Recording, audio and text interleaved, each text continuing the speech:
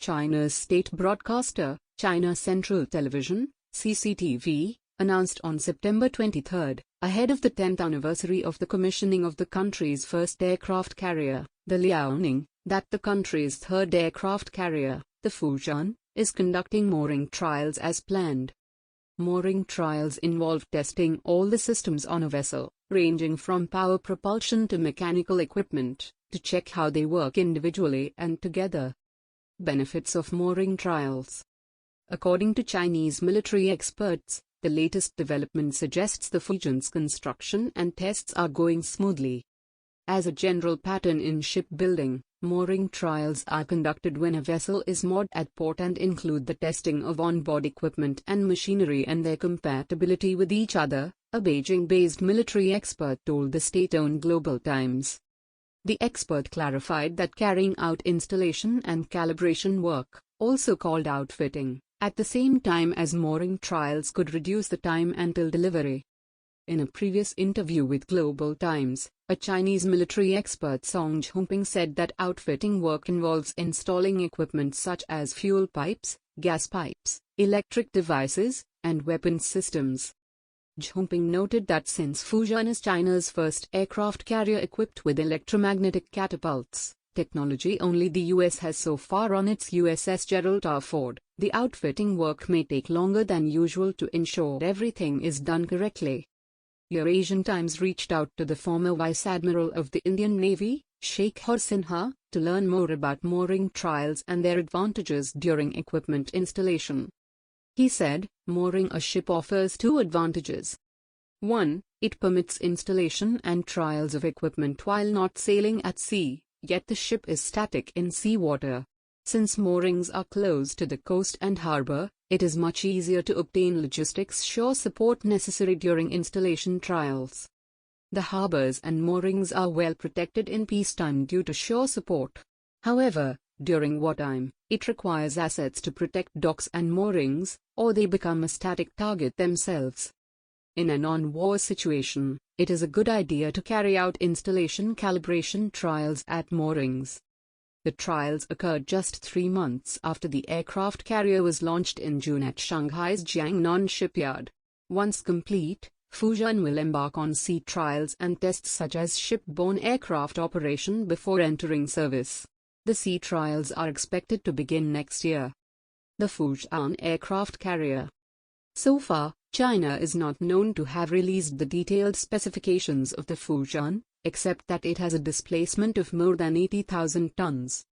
Based on the satellite images, its length is about 320 meters, and its width is about 73 meters, possibly making it the largest non-American aircraft carrier in the world. The most remarkable feature of Fujian is the electromagnetic catapults aboard the aircraft carrier that enables it to launch a broad range of aircraft. Powerful magnetic fields generated by electromagnetic induction motors are used to power these catapults that propel the aircraft, just like the steam-powered catapults used in the Jato bar, catapult-assisted takeoff but arrested recovery, technology. The electromagnetic catapults of Fujian can propel heavier aircraft at much faster speeds, thereby allowing it to launch fighter jets loaded with more ammunition, as well as drones and large transport aircraft that are better than the transport helicopters on aircraft carriers in terms of range, speed, and cargo capacity. Furthermore, the electromagnetic catapults can launch large reconnaissance aircraft fitted with airborne warning and control systems, AWACS, increasing the range at which adversaries can be detected in advance. Jiang Shu, an assistant research fellow at the Institute for National Defense and Security Research, based in Taipei, told Eurasian Times that electromagnetic catapults would significantly enhance the combat value of Chinese carriers. Fujian does have a catapult. That's the biggest difference, as it could enhance the combat capabilities of Chinese carrier-based fighter jets since they could carry more payloads and make it easier to launch bigger planes, RUs and so on if they have, Shu said. However, he also pointed out that the PLA Navy needs to upgrade its equipment for naval aviation. Fujian will operate the J-15T, a catapult-enabled version of the J-15B that flies from the stow-bar ski jumps on board the Type 001 Liaoning and Type 002 Shandong aircraft carriers. Russian Sukhoi Su-33 inspired the J-15 Flying Shark. It is presently the only carrier-borne fighter in PLA Navy's service, with the FC-31J Falcon being tested and awaiting serial production. Also, as earlier reported by Asian Times, Fujian could eventually get electronic warfare (EW) variant of the J-15, just like the EA-18 Growler EW aircraft of the U.S. Navy based on the FA-18 Super Hornet, a next-generation stealth fighter jet said to be the J-35, a fixed-wing early warning aircraft dubbed the KJ-600, armed reconnaissance drones, and the Y-7 transport aircraft. Liaoning celebrates its first decade in service.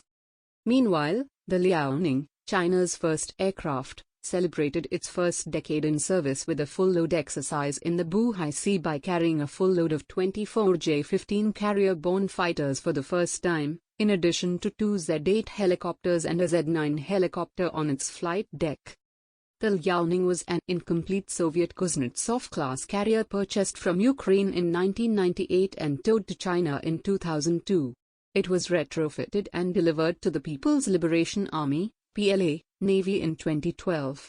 After that, China built its second aircraft carrier, Shandong, based on Liaoning. It was launched in 2017 and entered service in 2019. Shandong was China's first domestically produced aircraft carrier. When asked how the 3 aircraft carriers figure in PLA Navy's maritime strategy, Xu explained that it's much easier for the plan to organize their maritime operations with carriers. The reason is about their readiness. When you have 3, you could put one in maintenance, one in training, and the other ready for deployment. That means the plan could always have at least one carrier able to deploy in case of urgent needs, Xu said.